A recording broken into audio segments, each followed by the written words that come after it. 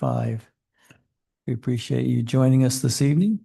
We are super excited tonight to have Cub Pack, I think 0123. 1? Okay, we'll go with that. And we have Peter with us, I believe, who is going to lead us in a thought or an invocation and then in the Pledge of Allegiance. So Peter, you want to step up here and give us the information you have, what you want to do? Thank you, Peter. Heavenly Father, thank you for this day. Could you please help the City Council and the Mayor in North Ogden? Can you please help us this meeting to go well? You're the best in Jesus Christ. Amen. Amen. May the audience please stand.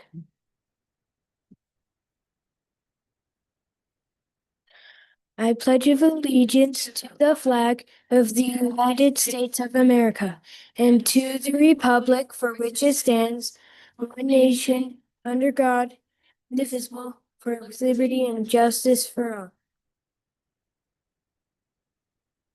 Peter, thank you very much. Great job. We appreciate you joining us this evening. We have with us this evening a couple presentations. We considered moving you to the middle of the agenda so you couldn't make it to Pleasant View, but I think we'll go ahead and have you go make your presentation, Sean, about the transfer station. So if you'd like to step up to the podium, introduce yourself, and then share information with us. Thank you, Mayor Berube. I appreciate City Council taking some time tonight to allow me to present. My name is Sean Wilkinson. I am Weber County's Community Development Director. And the Weber County Transfer Station is one of the divisions in the county that is under my direction. So as you may be aware, we in our WACOG meeting over the last couple of months, we have presented some new information. There is a new transfer station that has opened in Ogden City, and Republic Services, who the county has a contract with to haul our waste from our transfer station to their landfill. They actually signed a contract with this new landfill to take all of their commercial tons, their commercial waste, away from our transfer station over to the new transfer station. And that was done because they got it at a cheaper rate than the county could give. So that has hurt our budget. And we're looking at ways that we can continue to provide the service that we do at the transfer station, and also make sure that we're charging a good rate for the cities, that we're providing a good service, and that service remains. And Mayor Berube, I don't know if your city has been approached yet by the Ogden Transfer Station. Okay, I do know the Ogden Transfer Station, they have told us that their stated goal is to take over waste in Weber County. They want to take all of the commercial waste. They want to take all of the municipal waste as well. And they will tell you the same thing. And that's fine. They're a business and that's what they want to do. The county provides a service. Okay, right now, we have a service where any resident or anyone can come to the transfer station, and for a fee, they can dump their waste Monday through Saturday, anytime. We also provide green waste services, and we sell back green waste products. We provide household hazardous waste services. We provide tire recycling. We do sort metals and cardboard, and we do recycle that. We do a lot of good things at the transfer station, but ultimately what we provide is a service. We are not statutorily mandated to provide that service. We have for the last, probably 70, 80 years in the county because no one else has done that. Previously, we had the landfill out on 24th Street. When that closed, we opened the new transfer station on Wilson Lane, where we're at right now. What we're asking for tonight is an extension of the current agreement that the county and the city have. So right now, We have an agreement in place that says that the city will bring its waste to the county's transfer station. So your hauler, which is Republic Services, will haul North Ogden City's municipal waste, all of the waste picked up curbside in garbage cans to the county's transfer station. That happens for, the contract is for 2 years and it renews for 6 extensions of 2 years. But there is a 6-month out clause. So if the city decided they didn't want that waste to go to the county's transfer station anymore, they could simply give us notice within 6 months and they could leave and send that waste elsewhere. The county, in order to continue to provide our service, has to have the cities on board. We have asked every city to enter into the same agreement except for the term of the agreement. Okay, so what has changed?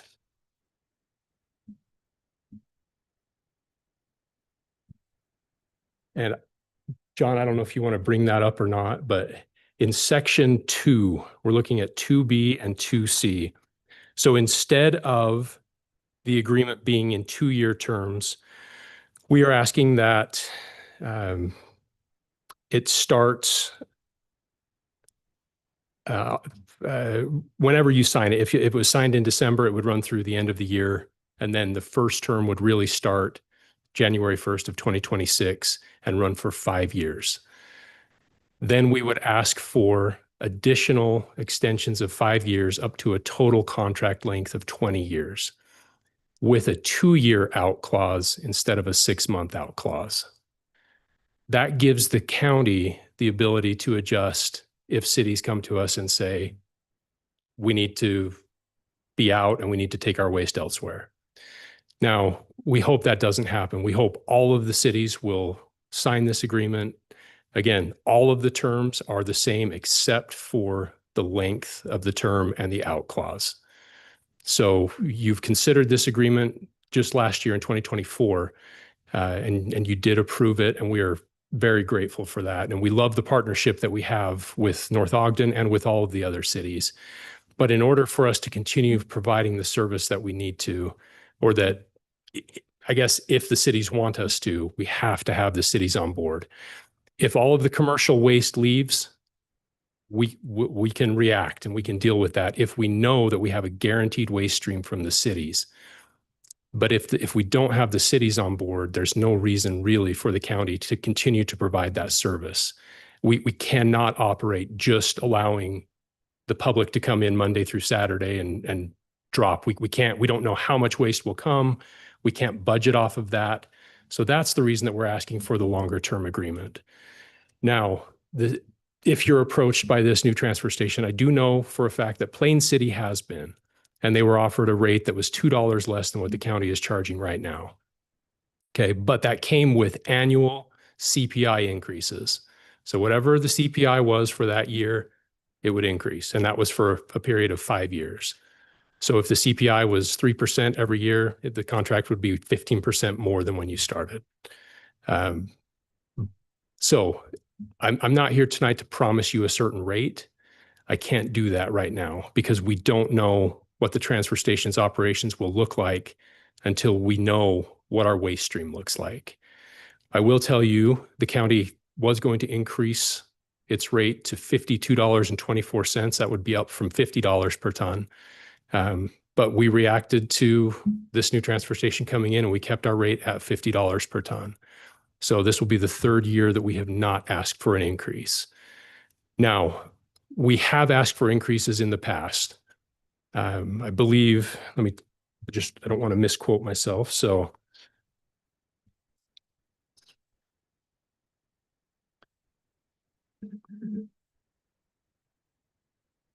since 2019, the transfer station tipping fee has gone up $10.62. Okay, so that's a 27% increase or 4.5% per year. However, there were 2 years. 1 year we had a 9% increase, and that was due to a fuel surcharge that we received from Republic Services, who is our hauler. And in 2023, we received a 13.2% increase from MBI, who is the trucking company that hauls for Republic. The county has asked for very little for our employees, for our maintenance, for the things that cost us money. But the increases, for the most part, have been due to fuel and the trucking company that increased its rates.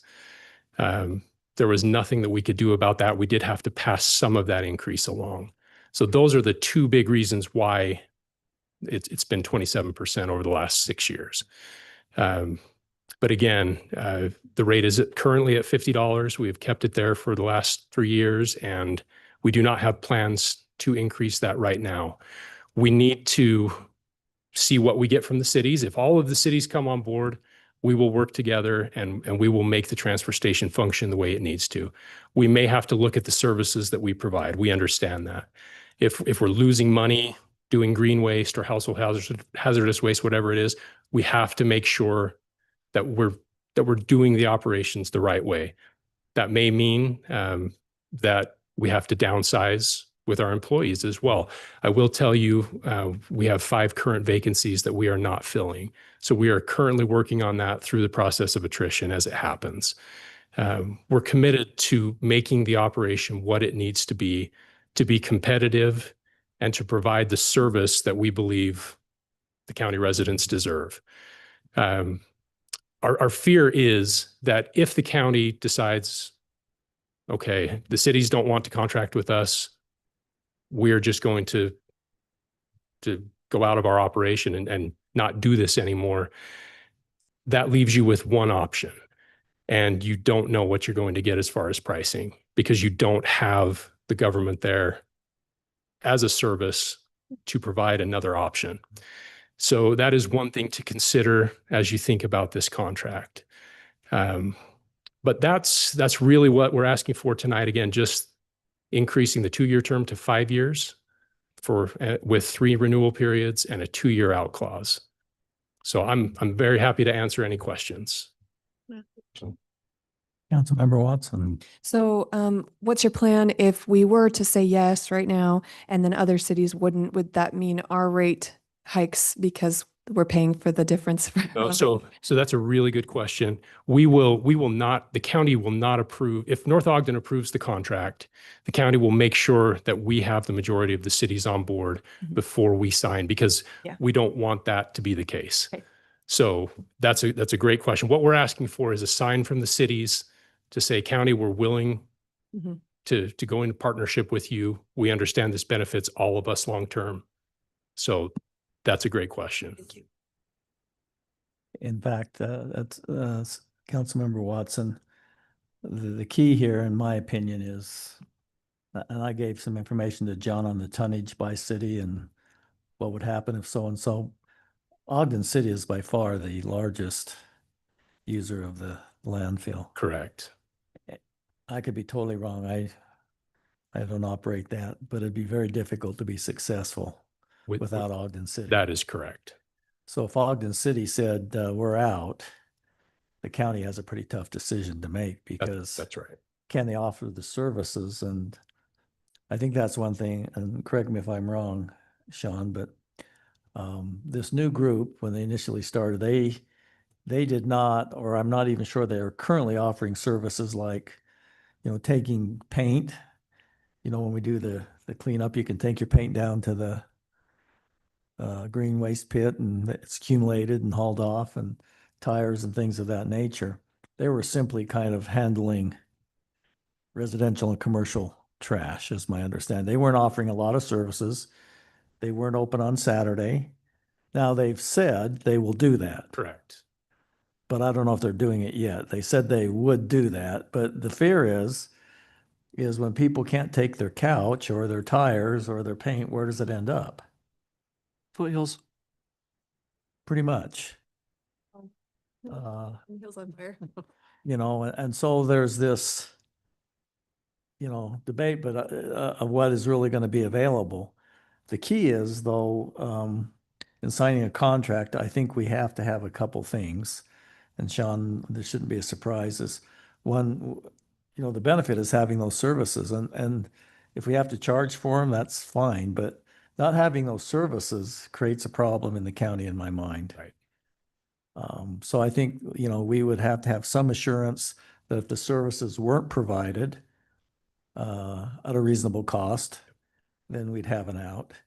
I think the other thing is, we need kind of a ceiling on what the county could increase each year. I think that's only fair. That keeps you focused on running an efficient operation. But I think those are the kind of the things that have been hashed out at WACOG is, how much volume do they need to be successful? John may have the information. I don't have it in front of me, but if they came and offered us $47.50, our tipping fee versus 50, I think it's under 20 grand based upon the tonnage.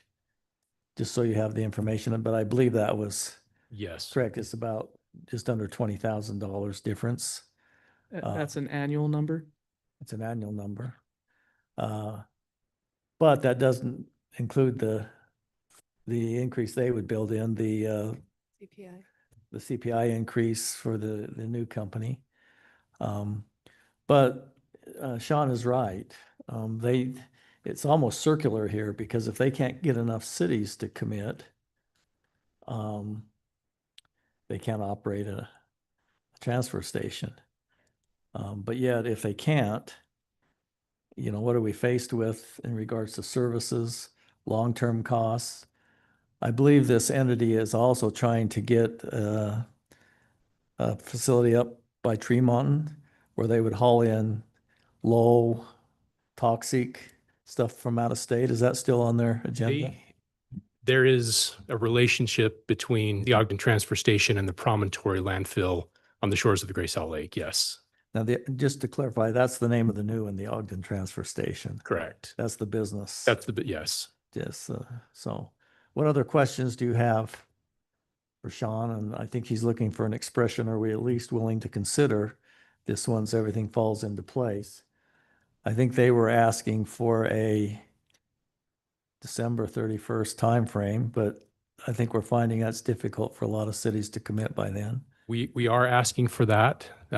Commissioner Frower made a plea at WACOG for the cities to consider and approve this agreement before the end of the year. That is true. For budgeting purposes, because you're on a calendar year. We are on a calendar year budget, correct. So it is important for us to know what we have coming. The county is financially, we have done very well budgeting over the last several years, and we're fine to operate for a year. We will eat into our fund balance because we have lost so much commercial waste. To the tune of millions of dollars in commercial waste is what we've lost. We anticipate that we will lose somewhere in the neighborhood of $300,000 in 2026 operating the way we are. Now, that could change as well if more commercial waste leaves the transfer station. So that's why it's so important for us to have the cities on board. And I agree with what Mayor Berube is saying as far as the city wanting some level of security in, we know what our tipping fee is going to be. The county won't increase the price over a certain amount.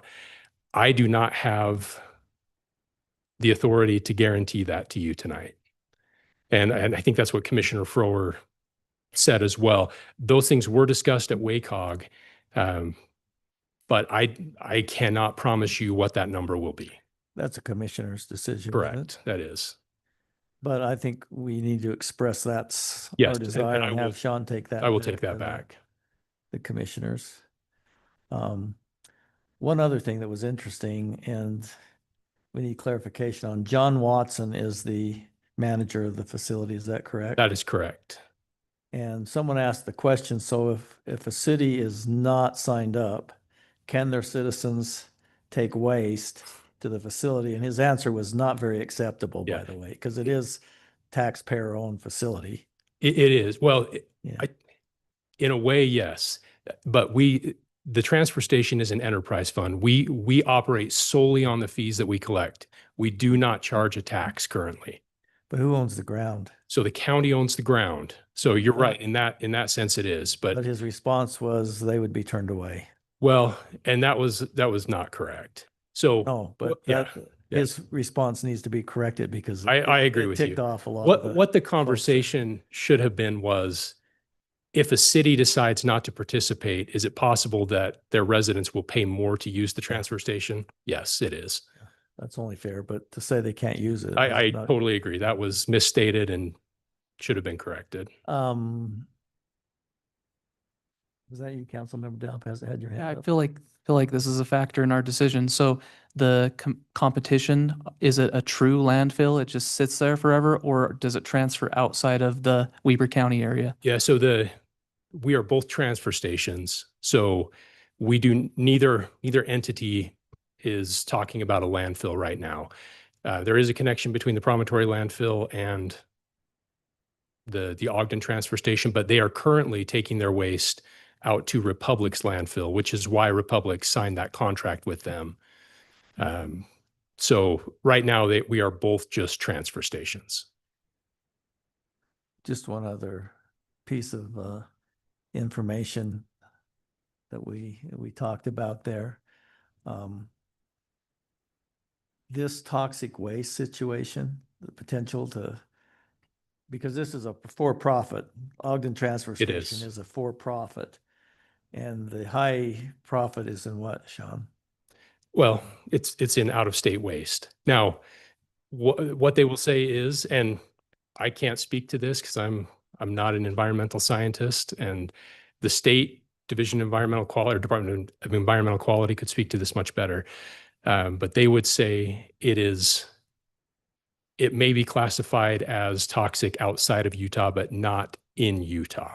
So coming from California or elsewhere, it is classified as potentially toxic. Now, I can't say that is what they're going to bring in or what the plans are.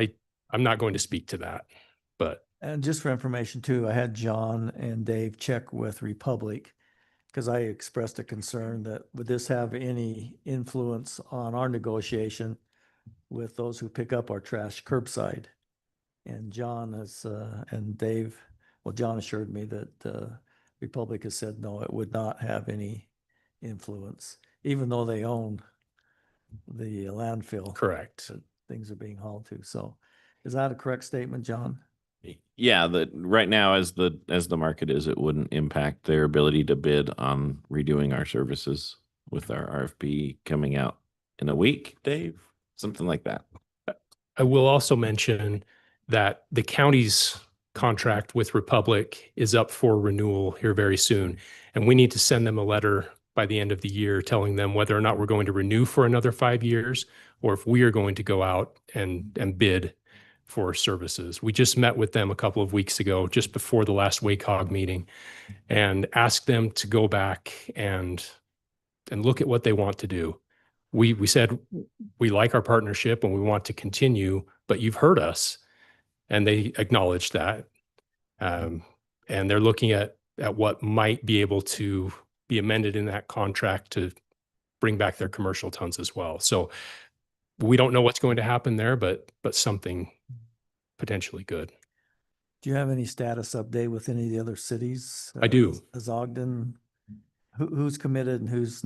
So I know Commissioner Frower spoke with Mayor Nadolski last night. I don't know the outcome of that conversation. There was not a decision made, but Ogden City is considering it like everyone else. I have received a signed agreement from Marriott Slaterville.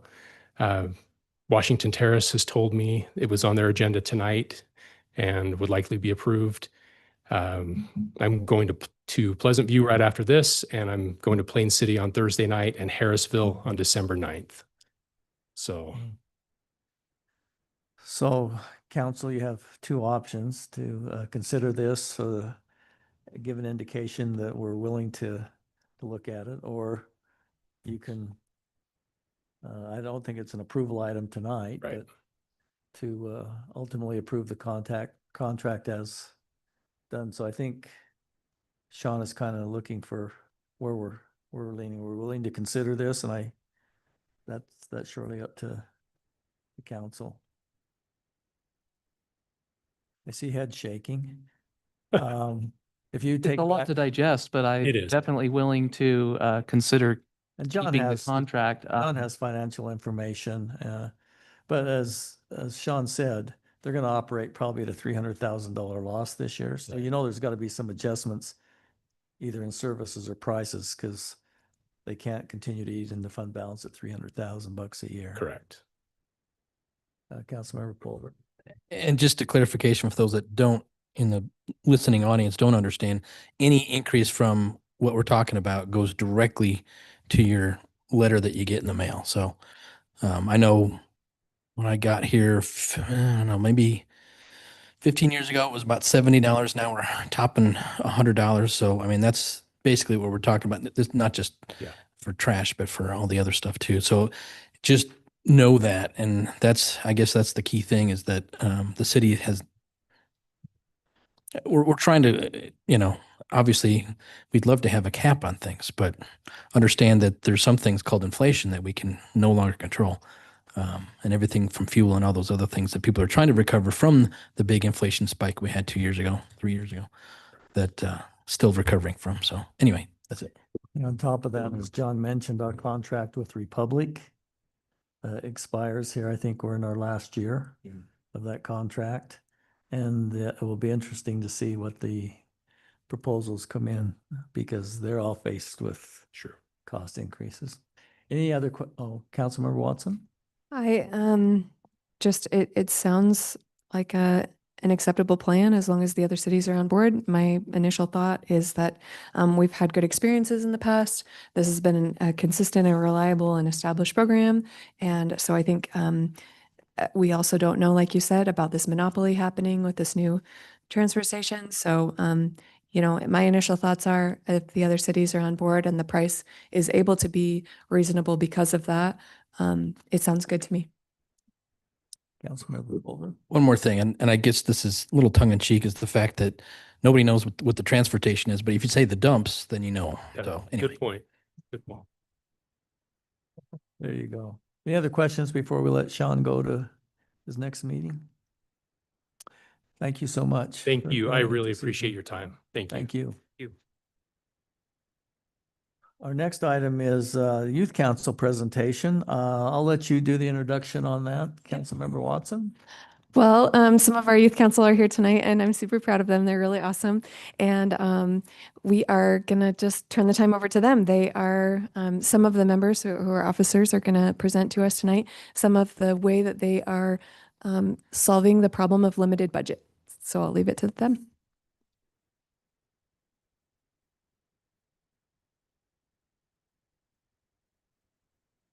All right. Is this good? Okay.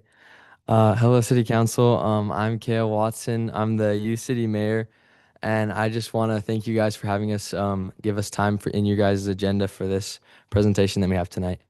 I would like to highlight that we have around 20 to 30 members in this City Youth Council, and we volunteer in events around the holidays, including the North Pole event in Christmas time, Cherry Days during the 4th of July week. We help with the trunk or treat during Halloween, and we help with the Easter egg hunt in Easter. I personally have had a lot of good volunteering experiences of leadership. Like last year when we went to the North Pole, I was able to help us have lots of hot chocolate where we would ask for everybody to bring a bunch of hot water. And, it was rough. Sometimes like I had a glove that got burned, but it's okay. We got through it, and it was a good experience for me to learn that we can get through things even though like sometimes it's a little complicated, and it was cold. But the hot chocolate was really good, and we had a lot of members volunteering to help us, and we're grateful to help the city and volunteer in anything that we can. Also want to notice that we accept any 8th through 12th graders, and we have a grant with the Utah State University that helps us with our fundraising. So thank you guys.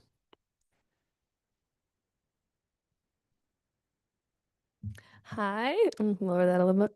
I'm Miley Harkness. I'm a senior at Weber High School, and this is my 3rd year on the City Youth Council, and I love it so much. One of the opportunities we have every year is to go to a City Youth Council retreat in March at Utah State University, where we get to go with all the other youth councils in Utah, and we get to meet a lot of other people. And it's a lot of fun, but it also is a really good growing experience. It's been a good growing experience for me the last 2 times I went, and I think for all of us too. We get to do breakout sessions where we talk about goal setting, we talk about our future and how we're going to make our dreams a reality. We've had a lot of motivational speakers come and talk to us. And it's also a good experience just with networking with other youth and learning how to talk to people. I know that I've gained more communication skills by going to this conference. It's boosted my confidence. And we just look forward to it every year. It's a good opportunity. The conference cost estimate is around $300 to $400 per person. That includes registration, food, lodging, and transportation. And we're grateful for anything that helps with that because it's a highlight of the year and we love to go. Thank you. Hello, my name is Maxwell Irvine. I'm a junior at Weber High and I'm the youth city manager. So one way that we've been kind of looking at how to incentivize people to participate in the youth council and eventually kind of decide who gets to go to this conference is I've kind of come up with this system that can help everybody in the council kind of maximize their accountability and their effectiveness as being a member. And the goal of it is to kind of be able to motivate participation and everybody being able to be engaged. And it's kind of like a reward system, if you will, especially because of the conference as the end goal. So it essentially just measures the commitment of, oh, it's snowing. It measures the commitment of everybody in the council and determines who receives the rewards and who goes to the conference. So it's structured around different categories. And you obviously, as you can see, you can earn points based on how much you contribute to the youth council. So you can get points just for attending an activity. You can get points for recruiting somebody to come be a part of the youth council. You can get bonus points from the youth council advisors by just kind of like going the extra mile or doing something to help in addition to what's already been done. And basically any effort that you put forth, any representation that you do, like being here tonight, all of us, earns you points that will get you onto this leaderboard here. So how I run it is I have a Google Sheet where we have a column for each activity that we do or each way that you can earn a point and a separate column next to it for each corresponding point value of how many points it's worth. And then each member in the council has their own column where they can be marked off for each thing that they do to earn points. And I've set up equations and formulas on the Google Sheet to calculate each person's point values. And it shows at the bottom of the sheet what each person has, which then carries over to the board where I can go and update that.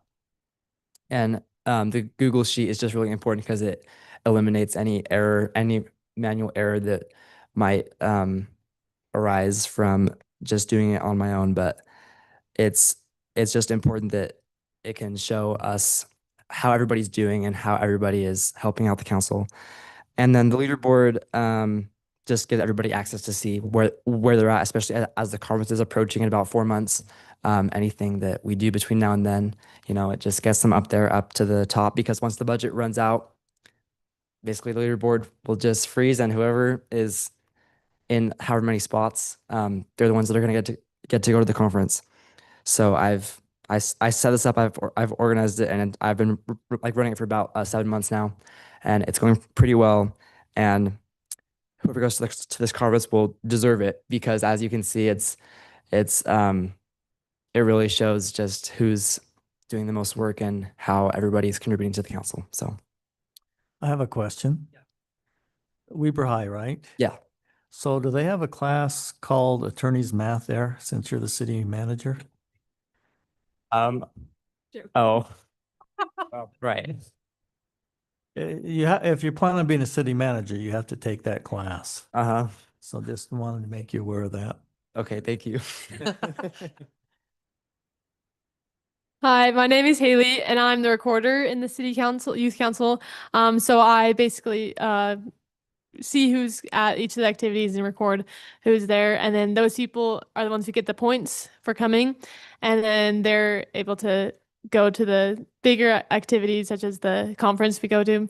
I've seen such a big impact in myself and other members and our community and all the opportunities we have, and I couldn't do most of what we do without your help. So we're just so grateful for all the support you guys help us with. And we love serving our community. So anything we can do to help, ask us and we'll be there. Thank you. Are there any questions you guys have? Any questions, Councilmember Pulver? Same hot cocoa as last year, right? That was good. Easy to be determined. That is good hot chocolate. All right, we appreciate all you do. You guys are awesome. And Christina's done, Councilmember Watson's done a great job of organizing and helping you guys, and we appreciate all you do. So any questions for us?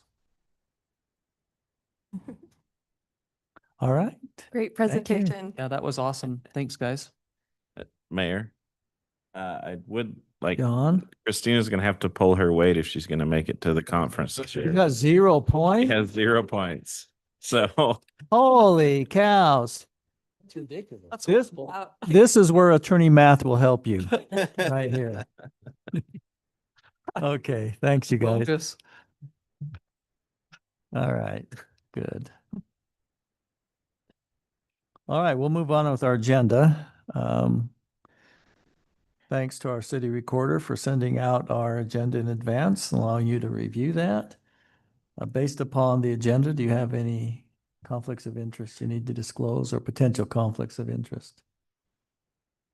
All right, thank you. We'll move on to item number 4, and this is regarding the approval of the October 14th and October 28th, 2025 City Council meeting minutes. I believe you've all had a chance to review those, submit any corrections to Ryan, if any. And if there are not any further corrections this evening, I would seek a motion to approve those 2 sets of minutes. Mayor, I motion to approve the October 14th and October 28th, 2025 City Council meeting minutes. Thank you, Councilmember Pulver. Do we have a second to that motion? I'll second. Thank you, Pro Tem Mayor Barker. Muchly appreciated. Are there any further discussions or concerns, questions? Seeing none, then I would ask all those in favor of the motion to say aye. Aye. Hi. Any opposed? That motion passes unanimously. We'll now move on to item number 5. We're going to hear from Mr. Dylan Hill, our Public Works Inspector, and he's going to discuss an action to approve the final acceptance of the subdivision at Rock Point Estates. Good evening, Mayor and Council. Thanks for allowing me to come and present. I went to Bonneville High, so I don't know where that lines up with Weber High math and attorney math. So You even teach math at Bonneville High? we were all right. You didn't even have to go to class at Bonneville High. So with this, it's a Rock Point subdivision, 3-lot subdivision, just below Frog Rock. It was recorded in November of 2022, and I came before the city council in February of 2024, where conditional acceptance for those improvements was granted. The final punch list for the subdivision after the inspection, there was a sidewalk missing on the north side that needed to be installed, and then about 40 feet of curb and gutter that had to be replaced. All the improvements have been repaired and replaced. They're up to the city code and standards, and it's the recommendation of our city engineer, Eric Casperson, that you approve the final acceptance of the subdivision. Okay, any questions for Mr. Hill?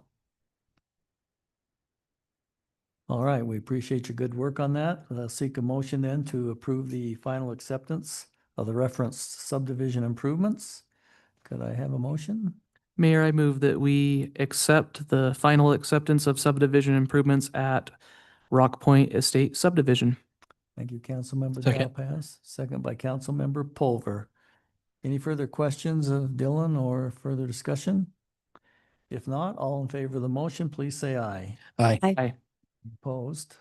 Motion passes unanimously. Thank you, Dylan, Appreciate very it. much. We'll now enter into our active agenda. Public comments for anyone who would like to comment this evening. Please step up to the podium and state your name, and if you're a resident of North Ogden. John, if you would watch online, if you have a comment online, if you'd raise your hand.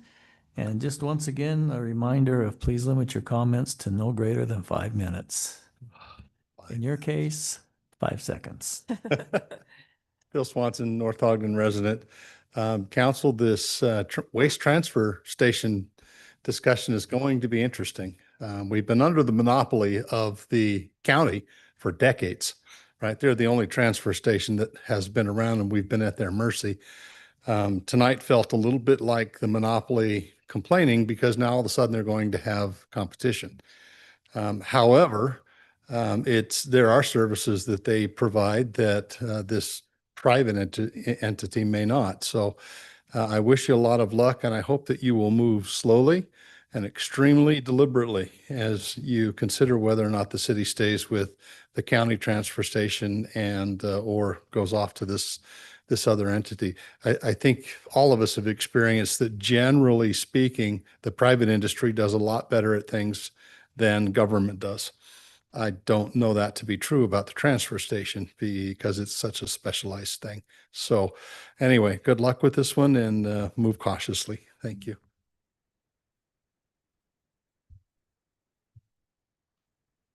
Anyone online, John?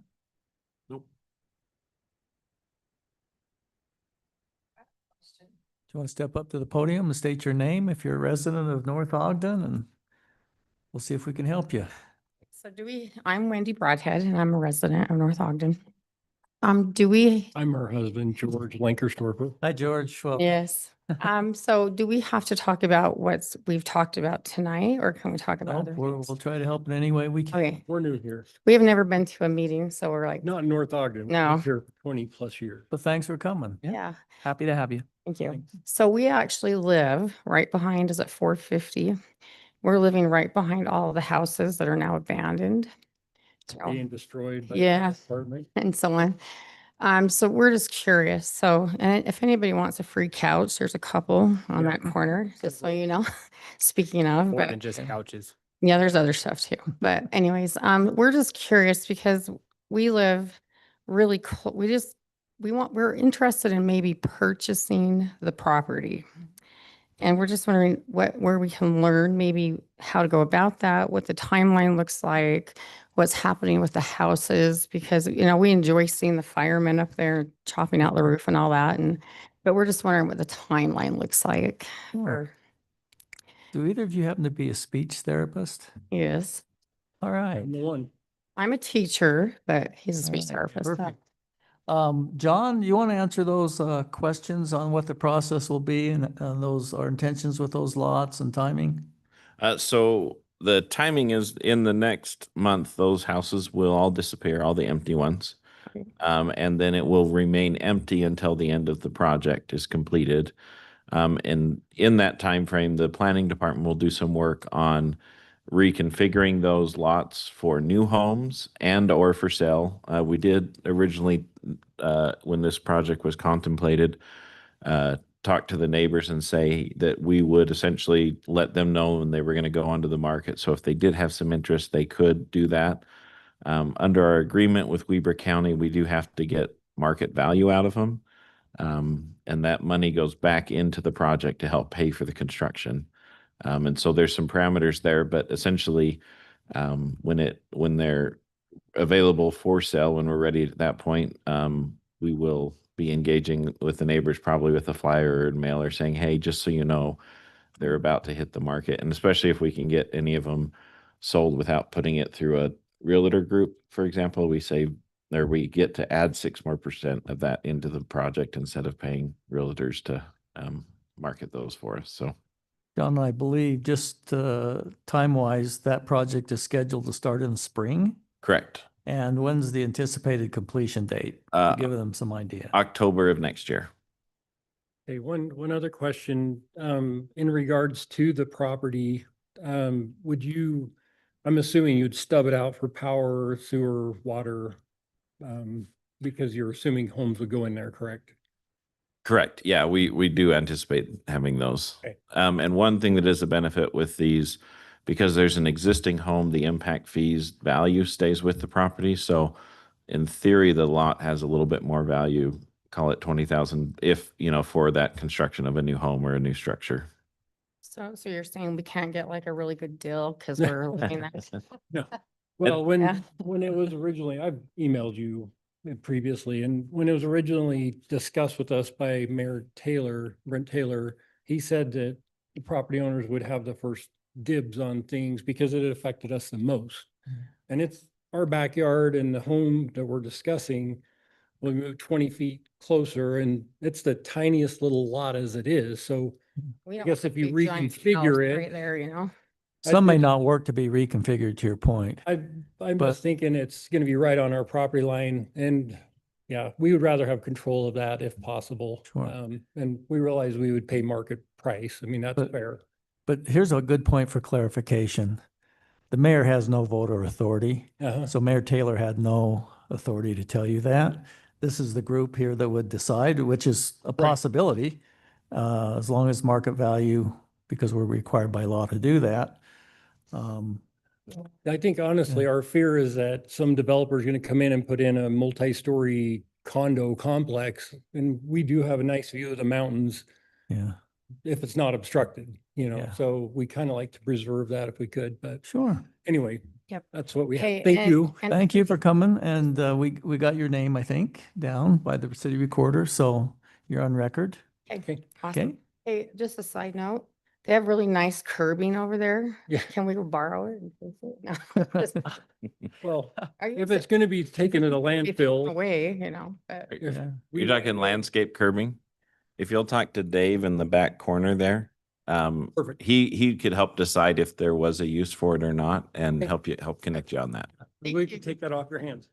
Okay, thank you for coming. Okay. Any other comments? Anybody have their hand raised? Anyone else like to comment this evening? All right, we'll move on then. Item number 7, and our Superior City Recorder, Ryan. Yeah, she is superior in Thank her you. work. And she is going to talk to us about the 2025 general election canvass report. And then we'll act as the canvass, Board of Canvassers, I think is the proper term. And I have here, if you are willing to okay those elections, I have a page for you here to sign. So go ahead, Ryan. Thank you, Mayor. Thank you, Council. I'm here to present the results of the 2025 general election. I'm going to first go over the ballot summary report. For North Ogden City, we have 12,709 active registered voters. The voter turnout for this election was 40.7%. The number of ballots counted, 5,173. The number of ballots rejected were 25. Total number of votes cast, 5,173. The provisional ballot summary is as follows. The provisional ballots cast is 3, and the provisional ballots counted were 3. By mail ballot summary, the ballots mailed by voters was 12,888. The ballots cast, 5,173. Ballots not returned by voters, 7,715. Undeliverable ballots, 259. There were ballots that were returned past the deadline, and there were 17 of those ballots. Signatures that did not match the voter record was 1. There was one returned five returned unsigned. And then there was 2 ballots that were signed by someone other than the voter. And that is the summary report for the ballots cast. The general election results for mayor is Ryan Barker with 59.7%. For the city council at large, we have JD Dalpaz, 37.8%, Tara Carney with 23.65%. Congratulations to those who won. Any questions for Ryan? All right, at this point in time, then, we would need a motion to approve the 2025 general election canvass report as presented by our city recorder. Do we have a motion to approve that report? May I motion that we approve the 2025 general election canvas report provided by our city recorder? It's Supreme. Superior. Superior. Although she's asked to be called the Great Supreme, but I just call her Superior.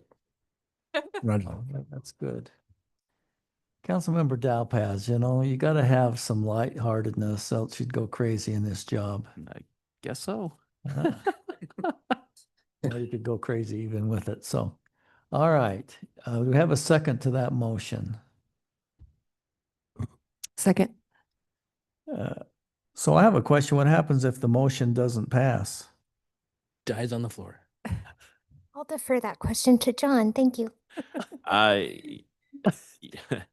I'm not sure of it ever happening in Utah, but essentially it's like the budget. You stay here until you can get a motion that passes. Okay, So then let's just proceed with a vote if there's no other questions or concerns. This is a roll call vote. And we'll start with Councilmember Watson, go to Councilmember Dalpaz, come back to Councilmember Pulver, and end up with Mayor Pro Tem Barker. Mayor Pro Tem-elect Barker. Councilmember Watson. Yes. Councilmember Dalpaz. Yes. Councilmember Pulver. Yes. And Councilmember Barker. Yes. Motion passes unanimously. Thank you for that report, Ryan. We appreciate that. John is going to take this next item, I believe. He's going to discuss an action to approve the agreement with Double Aught Ranch to move property lines to accommodate the pond and the neighboring development. John? thank you, Mayor. So council, back in 2019 and 2020, the city council at the time approved the purchase of what is on this plat called Lot 3 of the Patriot Point subdivision. And there were some development agreements and some reimbursement agreements that were signed at the time that effectively gave the city about 6.5 acres of property in exchange for some impact fee waivers. In that time and in the design phase, it has come out that and recommended that we don't actually likely need this 0.47 acres. What it does with the pond is creates a weird bulb out that doesn't create a lot of capacity. And so through some design, we were able to essentially get the same capacity for our detention basin of 22.3 acre feet. It actually originally was 22. And we don't need this extra, call it half an acre. And so the thing that seemed to make the most sense was to straighten the line out or straighten it, make it more straight since it's not perfectly straight, which helped with some fencing needs, as well as some access needs for the neighbor, the Double Aught Ranch that we purchased the property from. And then the agreement before you essentially unwinds a little bit of the agreement for this 0.47 acres. And basically says we'll give them back the 0.47 acres, and that will also result in a reduction of the impact fee credits that they're owed. And so there's not a cash exchanging hands, just like with the purchase, it just kind of unwinds some of that. Staff has reviewed this really heavily with the city engineer on recommending that this design change works good for us. It reduces some of our maintenance issues, or not issues, but reduces of our maintenance obligations, and results in a project that still works really well for us. as it's designed right now, there's still a walking trail around the top, a kayaking park. Again, no swimming. That was specifically prohibited back in the original process. So it's kind of a kayaking, canoeing facility, and then there'll be a parking lot and a playground. And so that's the approach. Staff is in favor of this agreement. And the meat of it is in these recitals. The rest of it's all the attorney language that just says, here's the standard things. And we'd recommend that you adopt this agreement. Any questions? Mr. Pulver. So I guess the question was, and I kind of asked this, but is the plan to take 150 East up through or not? So 150 East, I'm going to orient this so it's north and south. No, I meant from there to 2550. So 150 East currently extends about to this intersection, or about to this red line, and then it will continue heading north and connect out to 2550. If you go out there and look at it, you can actually see about the road elevation because they had to bury the pipe under that, and so they've actually hauled in some dirt to do that. It will likely not go in until the remainder parcel develops, which I don't see that in the future, or not. I don't see that in the immediate future. Although the landowner, the Double Lot Ranch, did put all the infrastructure in, just so that they don't have to do it in the future. And then under 150 is also that line that the council agreed with the phase 3 folks to upsize the line to accommodate our needs with the basin and their needs for stormwater for phase 3, which is in this area right here. So the where it's going to come across 2550 is going to be where 150 East will go across? Let me pull up a map. Sorry. No, you are good. Because maps with pictures are easier than maps with lines. So this is the property we're talking about. The basin property is in this area, and then you can see that 150 East actually comes up to about here, and then there's a private road that extends, but as it gets up into this area, it starts curving and heads over. So it actually won't align with this road, which is 200 East, and it won't align with 100 East. It basically just plugs out right here in front of these homes and doesn't go through the block to 2700. Although there has been talk of it actually aligns fairly close to this 200 East or 100 East alignment, where when Corky's sod farm or the Sodbuster turf farm develops, it will line up with that intersection and go into the to the UDOT road at that junction. Thanks. Any other questions for Mr. Call? All right, then I would look for a motion to approve the agreement with Double Lot Ranch to move the property lines as explained by Mr. Call. Do we have a motion? Councilmember Watson. I'll make a motion that we approve the agreement with Double Lot Ranch to move the property lines to accommodate the pond as discussed tonight. Okay, do we have a second? Second. All right, thank you. Councilmember Barker. We'll now take, and if there's no further discussion, if there is, now would be the time.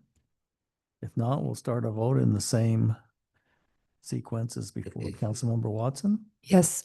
Councilmember Dalpaz? Yes. Councilmember Pulver? Yes. Councilmember Watson? Barker, excuse me. Yes. All right. That motion passes unanimously. Okay, we'll move on now to council department reports.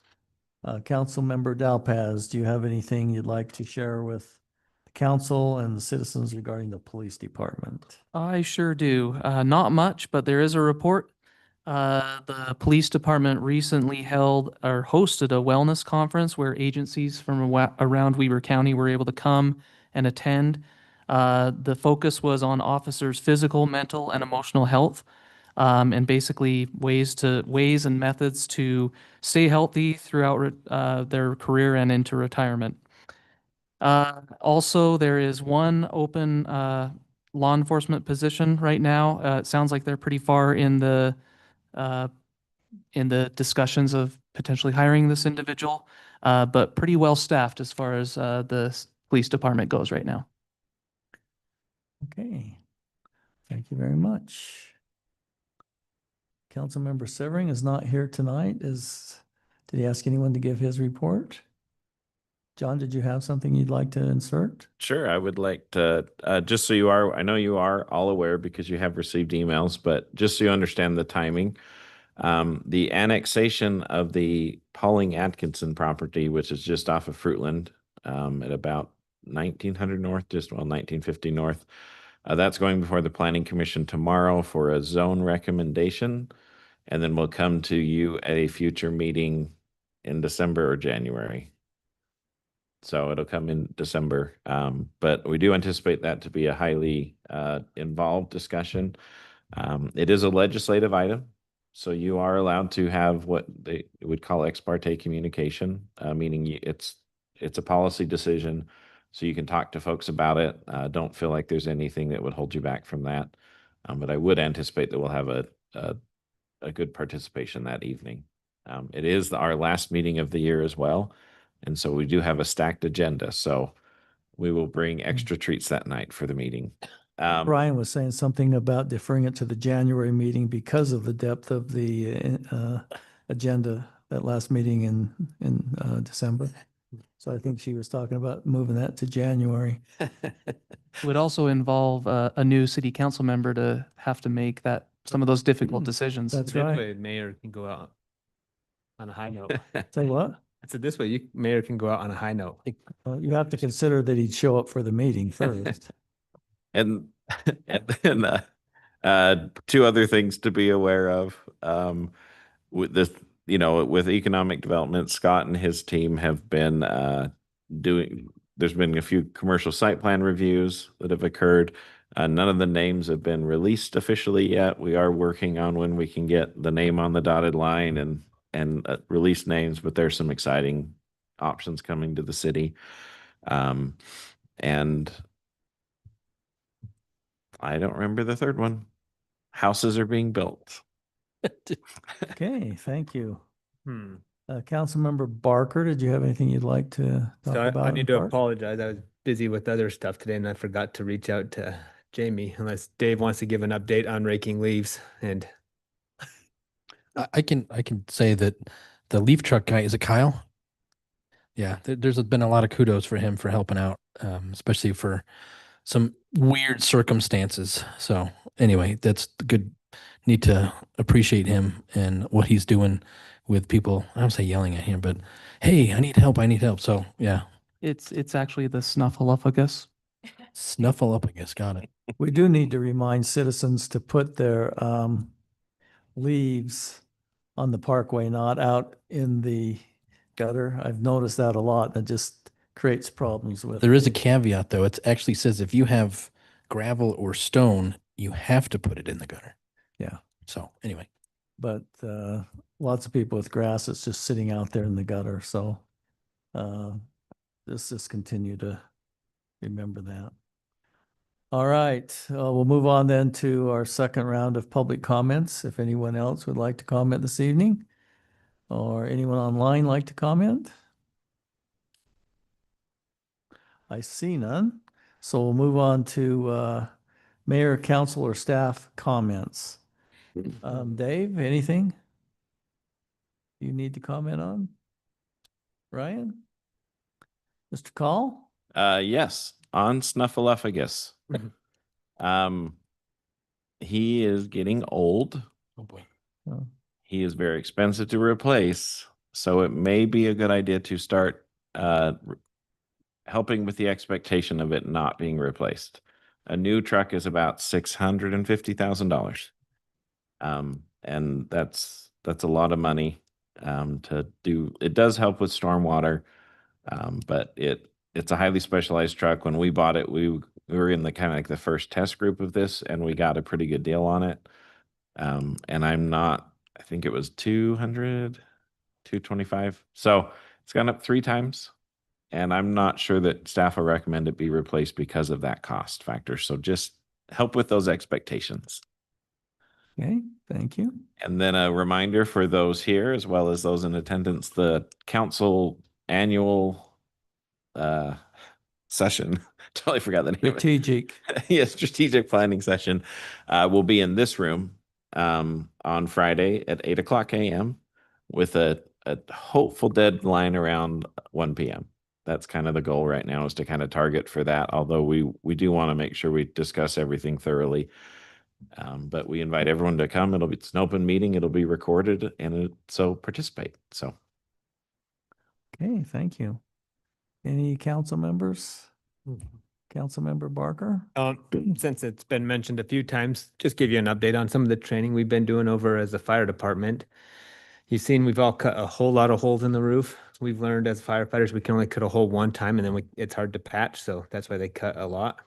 They've gone and they've actually made doors where there have been no doors on the exterior walls, so they break through the whole brick wall. And this is all practicing on extrication in case we have to get out in an emergency.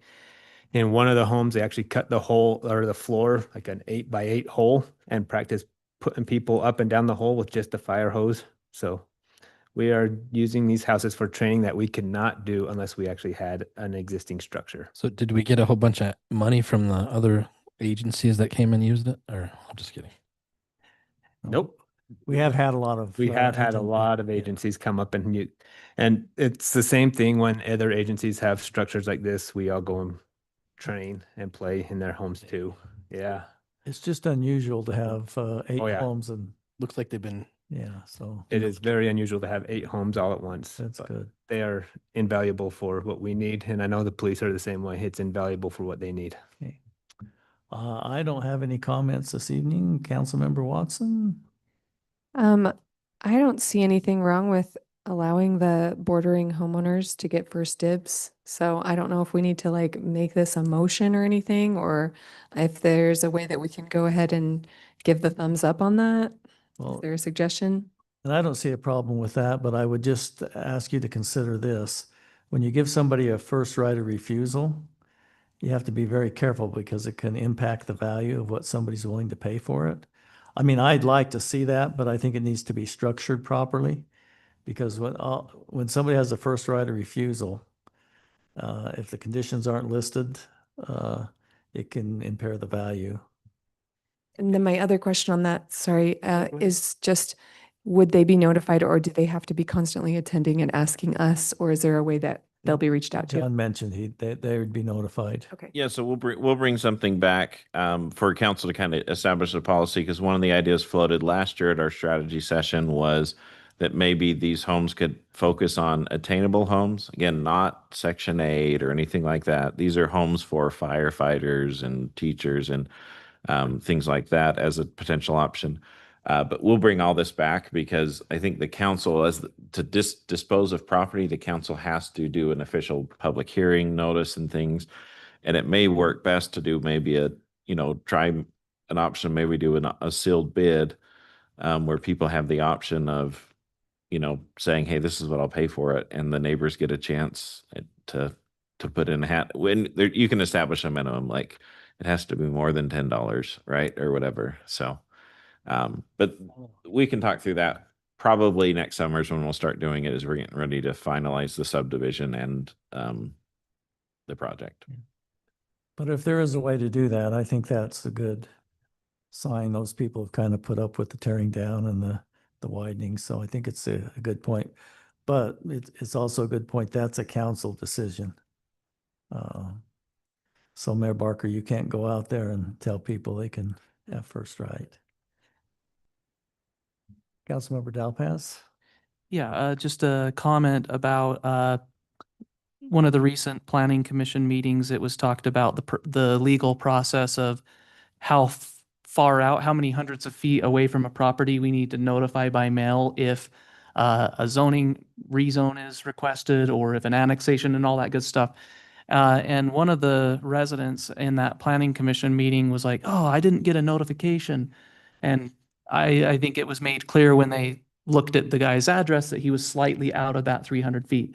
So one of the things they talked about in the planning commission is, well, maybe this could be recommended to the city council to potentially expand out that, and we go a little beyond what the actual state law has.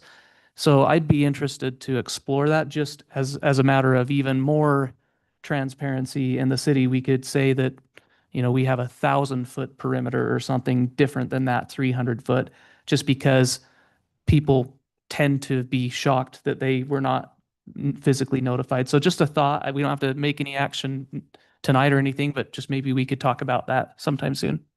I think it'd be good to have our city manager weigh in on that. 1,000 feet may be a little bit much, but I don't see any problem with extending. It was a it. random number that I just pulled out of the air, and there is a cost to it. So I'm not It's saying better it than would cost the city. 5,000. Yeah. Yeah. It's a random. 20,000 feet perimeter, please. And we can bring it back because like that's a really good example of a property that has quite a bit of like rural still, like that agricultural property next to it. So 300 feet catches like 3 property owners on one side. And then on the other side, you catch a fairly dense neighborhood. And so we can bring it back and kind of show like if you went to 500 feet, you would capture this many more homes. And it would be this many more notices. The nice thing about the process is, as was shown at that planning commission, is the notices created a critical mass that then helped get the word out. And that's the point, is people can understand. And most importantly, those who are directly adjacent get the notice. And whether they're in the county or in the city, they get the notice. I'm pretty sure your dad got a notice on his. He didn't get a notice? Oh, well, he probably should have. Maybe he threw it away because he thought it was junk mail. Okay. No comment. So, anything else? Any other comments? Not, I'd look for a motion.